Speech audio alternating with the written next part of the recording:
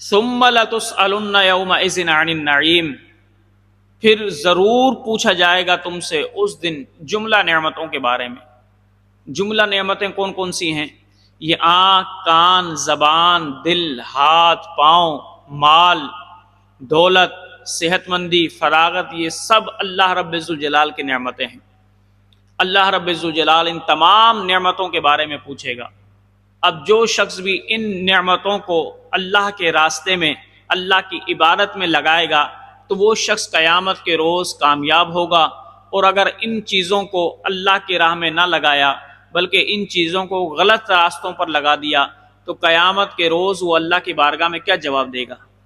لہٰذا جو جو نعمتیں اللہ نے عطا کی ہیں ان نعمتوں کو اللہ رب الجلال کی بارگاہ میں عبادت کے لیے استعمال کریں تو آپ قیامت کے روز کامیاب و کامران ہو جائیں گے۔